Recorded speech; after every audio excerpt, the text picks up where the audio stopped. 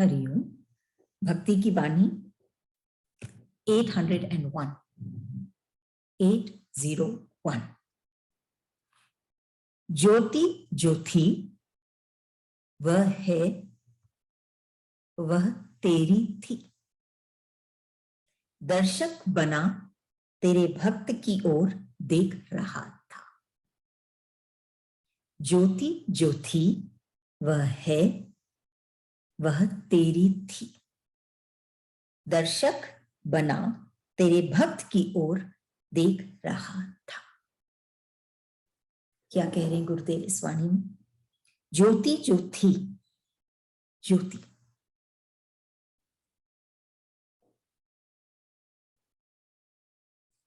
ज्योति के लिए कोई ना कोई माध्यम चाहिए।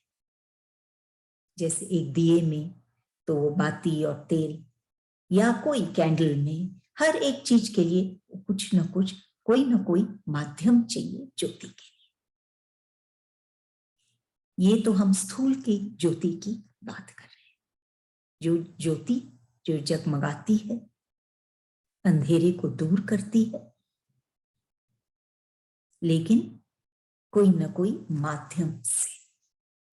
अब इसमें गुरुदेव बात कर रहे हैं, ज्योति जो थी वह है, वह तेरी थी। किस ज्योति की बात हो रही है? उस ज्योति की जो ईश्वर की है, वह तेरी थी। प्रभु की जो ज्योति है वो ऐसी ज्योति है कि तेल खत्म हो गया तो ज्योति बुझ गई, ऐसी ज्योति नहीं है। वो ज्योति जो है शाश्वत है, थी, है और हमेशा रहेगी। इस ब्रह्मांड में, इस दुनिया में सदैव वो ज्योति जगमगा रहेगी, हमेशा रहेगी। सो ज्योति जो थी वह है, आज भी है, क्योंकि ये सत्य की ज्योति है, ये ईश्वर की ज्योति है, प्रभु की ज्योति है, जो हर एक चीज में, हर एक कण में जगमगा रही है। वह तेरी थी, प्रभु की थी ये ज्योति। अब जैसे हमने चर्चा, अभी जैसे हमने बात की कि हर ज्योति के लिए कोई ना कोई माध्यम चाहिए, वैसे ही ये जो ज्योति है, जो ईश्वर की है, जो तेरी है, वो ज्योति का माध्यम बनता है वो भक्त, वो संत।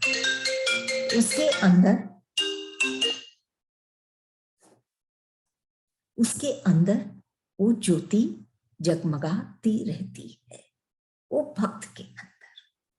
तो गुरुदेव क्या कह रहे हैं? वह तेरी थी, दर्शक बना तेरे भक्त की ओर देख रहा था। कि जो दर्शक थे इस ज्योति के, जो देखना चाह रहे थे इस ज्योति को, वो क्या करते हैं कि वो भक्त की ओर देखते हैं, न कि भक्त के भीतर उस ज्योति को देखते। दर्शक जो बने थे वो तेरे भक्त की ओर देख रहा था। वो सिर्फ ईश्वर का जो भक्त है, जिसके भीतर ईश्वर की ये ज्योति जगमगा रही थी, वो सिर्फ भक्त की ओर देख रहे थे, न कि उसकी ज्योति की ओर, क्योंकि वो ज्योति इतनी घुल मिल जाती है वो भक्त से, अलग से उनका ध्यान ज्योति पर में जाती नहीं, सिर्फ भक्त को देखते हैं। लेकिन इससे वो उस आनंद को, उस जगमगाहट को अपने भीतर नहीं पा सकते, क्योंकि वो तो सिर्फ वो भक्त का रूप को देखते हैं। लेकिन अगर खुद जगमगाना चाहते हैं इस सत्य की ज्योति से, जो है, जो प्रभु की है, तो वो भक्त से हटकर भक्त की इस ज्योति में उनको समाना पड़ेगा, तब देख पाएंगे उस ज्योति को, और उससे ही वो आनंद पाएंगे, अपने भीतर की स्थिति देख पाएंगे। जैसे कहते हैं कि हम एक अगर शीशे में चित्र नहीं, अगर हमारा चरित्र दिखे तो कोई नहीं देखना चाहेगा। एक गुरु है जो दिखाते हैं, वो भक्त है जो दिखाता है, क्योंकि भीतर में वो प्रकाश भर देता है उस ज्योति से जो उसके अंदर कायम है।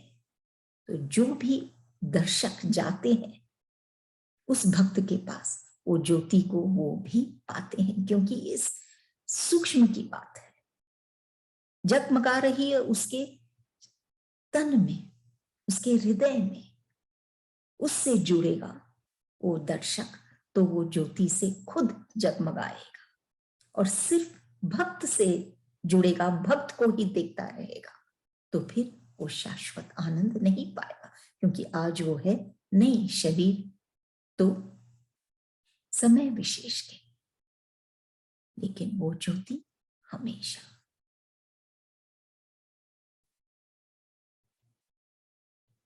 यद्यपि हम ये कहते हैं कि ये जो दिल है या ये दिल का अनुभव है, ये शरीर में ही बंद है, क्योंकि दिल शरीर में है और इसका अनुभव भी शरीर में ही बंद है, लेकिन ये दिल की जो पहुंच है आसमानों से भी ऊंचा और इतनी गहराई है जो असीम है। हो सकता है ये दिल कैद है इस तन में, लेकिन वो लेके जा सकता है ऐसी ऊंचाइयों पर जो असीम है। ये दिल, ये हृदय तब जब वो इस ज्योति से जगमगा रहा है। तो हो सकता है वो भक्त के हृदय में है, वो तन में है, लेकिन जब उससे जुड़ते हैं तो वो असीम का अनुभव कराता है वो ज्योति, कि वो दर्शक बना, लेकिन तेरे भक्त की ओर, विडंबना की बात है कि भक्त की ओर ही देख रहा था, वो ज्योति की ओर नहीं देखा, ज्योति में ध्यान ही नहीं गया उसका। अगर ज्योति से जुड़ता तो वो अनंत को पाता, अनंत का होता। अगली वाणी 802 तेरे तारे आकाश में न थे, तेरे दिल में थे, जहां अनेक सूर्यों की भी पहुंच नहीं। तेरे तारे आकाश में न थे, तेरे दिल में थे, जहां अनेक सूर्यों की भी पहुंच नहीं। तारे और सूर्य, तारे हम रात में देखते हैं और आंखों को बहुत भाते हैं, पूरे आसमान को एक क्या कह रमणीक दृश्य, बहुत सुंदर लगता है ये तारे जब आसमान में छा जाते हैं। और सूर्य, सूर्य जिसमें तेज है, पूरे संसार को रोशन करती है ये सूर्य। तो इन दोनों की बात हो रही है, तारे और सूर्य। तेरे तारे आकाश में न थे, तेरे दिल में थे, कि जो तारे उस आकाश की शोभा को बढ़ा रहे थे, वो तारे आकाश में न होके एक प्रभु के जो तारे होते हैं, अन्य लोग के लिए तो वही तारे हैं जो आंखों से दिखते हैं, आकाश को सुशोभित करते हैं, लेकिन वो संत के लिए उसके तारे उसके दिल में, हृदय आकाश में होते हैं, क्योंकि वो ऐसे होते हैं जिनका वो उद्धार किए। तारे हैं जिनको वो उनके दिल में समाये हुए हैं, दिल में रहते हैं उनके, और वही उनके दिल की शोभा है। और वो तारे ही जिनका उद्धार वो संत किया है, वो भी उस हृदय की शोभा को बढ़ा रहे हैं। तो ये तारे एक है आसमान के तारे और एक है वो तारे जिसको वो संत ने तारे, जिनका उन्होंने उद्धार किया।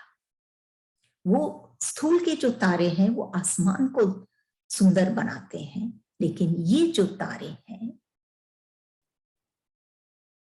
क्योंकि उनका उद्धार हुआ है, वो संत के हृदय को सुशोभित करते हैं, खुद जगमग करते हैं और उनके हृदय को भी सजाते हैं। तो तेरे तारे आकाश में न थे, तेरे दिल में थे, क्योंकि ये तारे अलग हैं। ये वो हैं भक्त जिनका उद्धार हुआ है, जो वो आनंद को पाए, जो वो संत के हो गए, प्रभु के हो गए, ऐसे तारे हैं। इसीलिए वो जगमगाते हैं, लेकिन वो बाहर आकाश में नहीं, बल्कि उनके हृदय में रहते हैं, जहां अनेक सूर्यों की भी पहुंच नहीं। इस सूर्य में तेज है, एक सूर्य में ही इतनी तेज है कि सारे संसार को रोशन कर सकती है। अनेक सूर्य भी आ जाए तो भी वो तेज नहीं जो इन तारों के कारण वो प्रभु के हृदय को जो सजा रहे हैं, वो तेज नहीं जो इन तारों में है। ये तारे कौन? वो भक्त जिनको वो तारे हैं पार किए, इस दुख चिंता से उठकर जो आनंद में समा गए हैं, ऐसे तारे, उनकी जो तेज है, 1000 सूर्य भी वो तेज के आगे फीके हैं। इतनी तेज है, अनेक सूर्यों की भी वहां पहुंच नहीं। वो संत के हृदय में रहते हैं।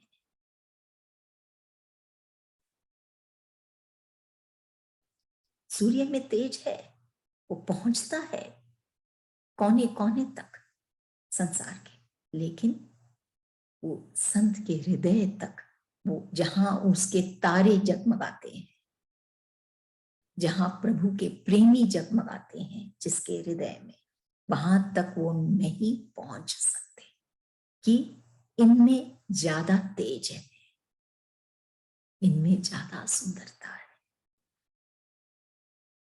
इनमें ज्यादा रोशनी है। सूर्य की रोशनी कुछ नहीं इन तारों के आगे। अगली वाणी 803।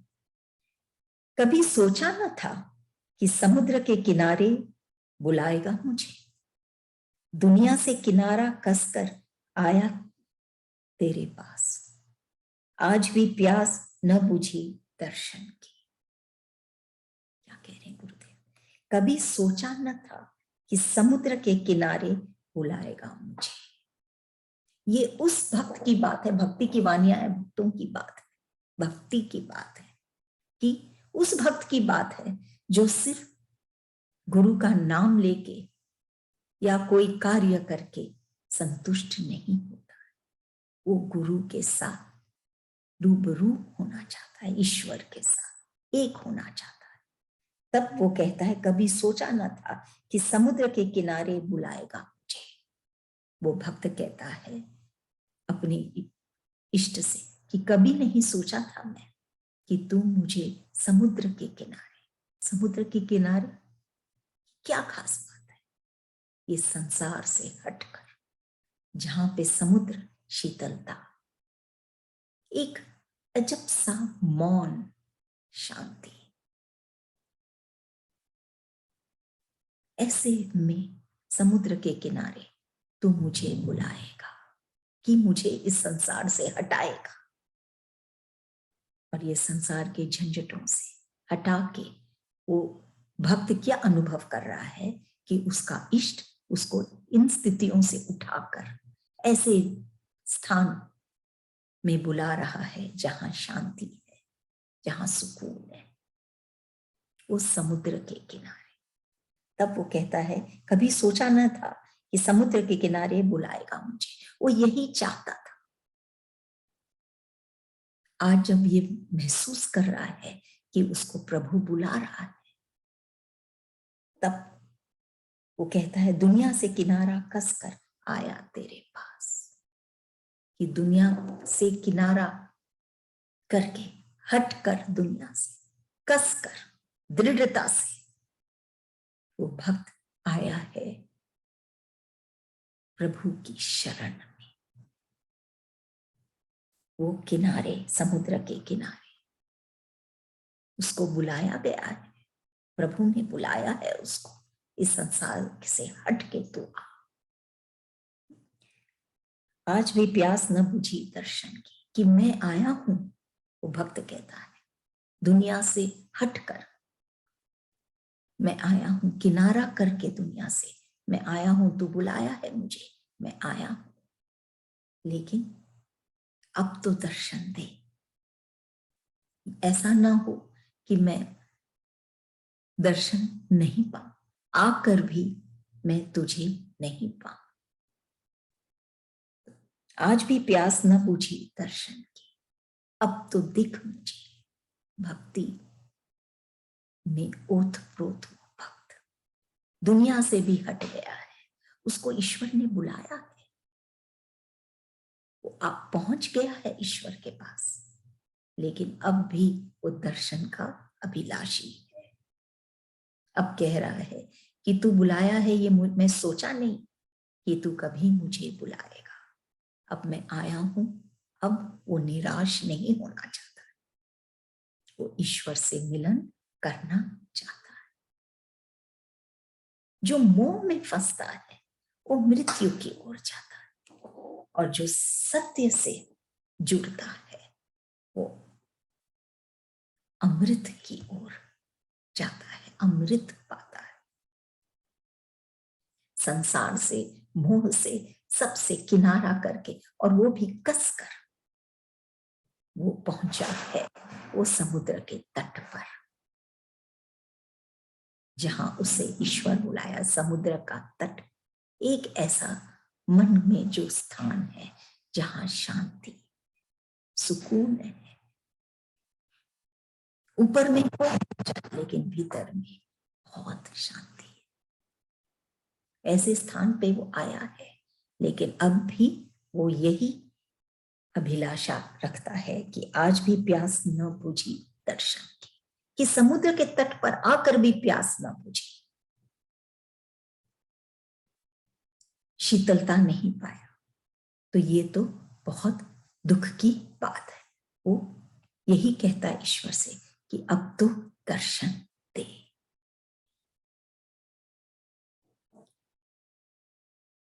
अगली वाणी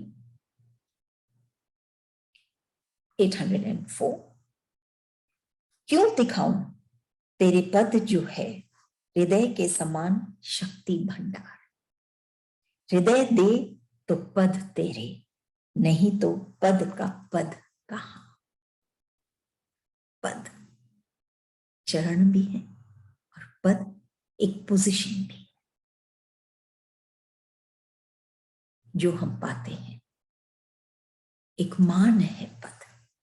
गुरुदेव क्या कह रहे हैं, क्यों दिखाऊं तेरे पद जो है हृदय के समान शक्ति भंडार, कि वो भक्त की बात है जो वो इस चरण की महिमा को जानता है, प्रभु की चरण शरण में जीता है। वो उसके हृदय में ये चरण विराजमान है।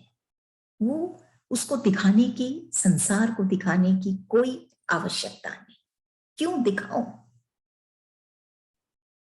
सबकी वो स्थिति नहीं हो सकती।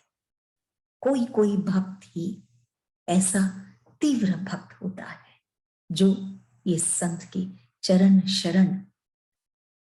की शरण लेता है, फिर उसको अलग से उसका प्रदर्शन करने की आवश्यकता नहीं। तब वो कहता है क्यों दिखाऊं तेरे पद जो हृदय के समान शक्ति भंडार, कि ये जो पद है प्रभु के, ये जो चरण है, ये हृदय के समान शक्ति का भंडार है। ये गुरु का कहने का तात्पर्य कि गुरु का शरण कि शरण जब हम लेते हैं तो वो ही सबसे बड़ा शक्ति का भंडार है एक भक्त के लिए। हम संसार में सुनते हैं अन्य जनों से कि धन होने से शक्ति का भंडार है, या कोई पोजीशन, कोई पद जो वो पाता है वो है शक्ति का भंडार। लेकिन वास्तव में शक्ति का भंडार कहाँ है? वो है संत की चरण में, जो उसके हृदय के जैसे शक्ति का भंडार है। कि संत का जो हृदय है वो शक्ति का भंडार है, और जो उसके चरण शरण में बैठता है वो उस हृदय की शक्ति को पाता है जो प्रभु का है। जब हम उनके चरण में बैठते हैं तो वो स्वतः ही हमको अपने गले से लगाते हैं, अपने हृदय से लगाते हैं, तब हम वो शक्ति का भंडार पाते हैं। वो शक्ति जो वो भक्त को कभी रोक नहीं सकती, आगे बढ़ता जाता है। एक ज्ञानी और एक अज्ञानी में यही तो अंतर है।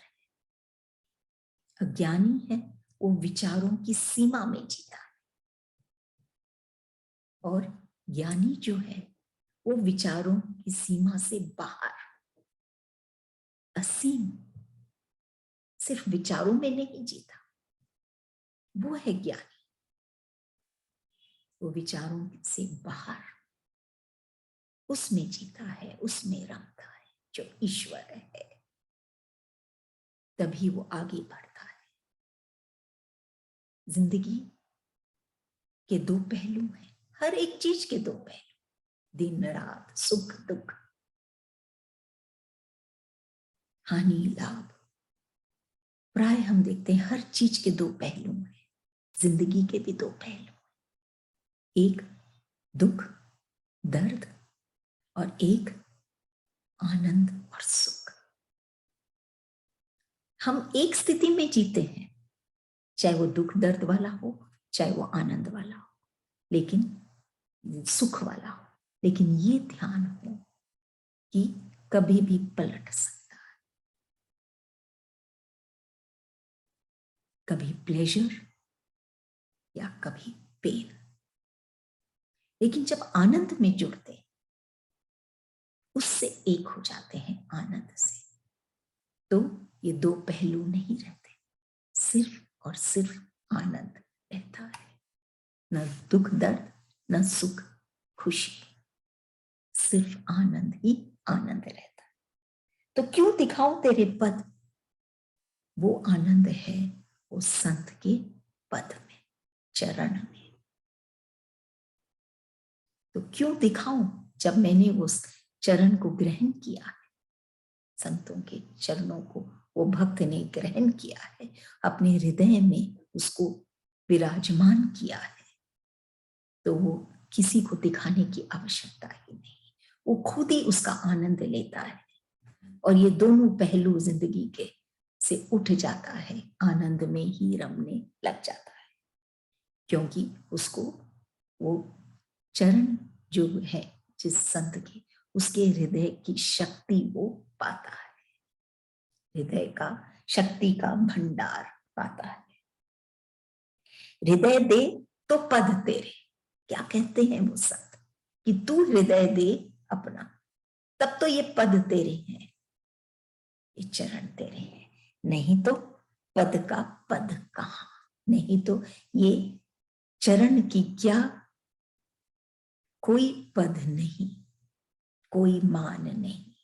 जब तक वो भक्त अपना हृदय नहीं देता, तब तक ये चरण के कोई मान नहीं। वो हृदय देता है, तब वो चरण पाता है अपने भीतर, तब वो प्रभु के हृदय की वो शक्ति है वो पाता है। हृदय नहीं देगा पहले वो भक्त, तो वो ईश्वर का या वो सतगुरु का या संत या उसका इष्ट का वो ये शक्ति, हृदय की जो शक्ति है, कैसे पाएगा? वो पद का क्या पद रह जाएगा? वो चरणों का क्या मान रह जाएगा जब तक कि वो अपना हृदय नहीं देगा। एक ही सीढ़ी होती है, ऊपर जाने भी नीचे आने भी। ऐसे ही वही कर्म है जिससे हम ऐसी स्थिति में जाते हैं ऊंचाई की, या हम नीचे पतन की ओर हम गिरते हैं। कई बार बाधाएं भी आती हैं जीवन में, लेकिन हम ऐसे सोचें कि ये बाधाएं क्यों आई है, कि आगे जाना हमारे लिए सुरक्षित नहीं, ठीक नहीं, इसलिए भी आती है। इस सब विडंबनाओं से, सब उलझनों से जब वो उठता है और ये संत की चरण पद को अपने हृदय में विराजमान करता है, हृदय देता है, तब ये पद का जो पद है, मान है, वो उसको एक प्रतिष्ठित भक्त बना देता है। तब न कोई बाधाएं रोकती है उसको, और न और कोई बातें, कोई भी परिस्थिति। कई तरह वो एक ध्यान ही उसका अलग हो जाता है। कई तरह से हम सुनते हैं मेडिटेशन होती है, ध्यान होता है, चाहे वो विश्रांति से, जब वो आराम में रहता है, जब वो शांत रहता है, तब वो ध्यान करता है। या वो जब एकाग्र होता है तब वो ध्यान करता है। एकाग्रता में ध्यान, विश्रांति में ध्यान, या फिर हम देखते हैं भाव में रहता है तो वो ध्यान करता है अपने इष्ट का। विस्तार श्वासों पर जब उसका ध्यान जाता है, विस्तार, आना जाना उसका, या फिर ये सब जो वेदांतिक है, इन पर जब वो ध्यान करता है, तब भाव में, या तब जाके वो अलग अलग तरह के ध्यान है, मेडिटेशन है। ये सब से जब वो उठता है, जब वो उस शरण खाली लेता है, उसको ग्रहण करता है, तो अपने हृदय में वो शक्ति पाता है। उसको ग्रहण करने के लिए भी पहले उसको अपना हृदय देना पड़ता है। हृदय नहीं देगा तो फिर ये चरणों का कोई मान नहीं। कोई एक समझ लीजिए कलाकार है वो, या कोई मूर्तिकार है, वो मूर्ति बनाता है शिव का मिट्टी से। शिव मिट्टी नहीं, वो शिव हो जाता है, शिव बन जाता है वो लिंग। लेकिन शिवजी मिट्टी नहीं, लेकिन वो मिट्टी का कण कण में शिव है। ये सब रहस्य, ये सब अनुभव वो पाता है, इसीलिए उसका हृदय एक शक्ति का स्रोत बन जाता है, कि वो चरण जो है वो शिव के हैं। कण कण, मिट्टी के कण कण में वो शिव है। शिव मिट्टी नहीं, लेकिन मिट्टी के कण कण में शिव है। अपनों से जो उसका अपना है, उससे जीतना नहीं है, उसके संग उसको जीना है। ऐसा एक संबंध हो जाता है जब वो अपने इष्ट के चरण के शरण में आता है। वो भक्त, वो शक्ति का स्रोत बन जाता है। जो वो संत का हृदय है उसको पा जाता है।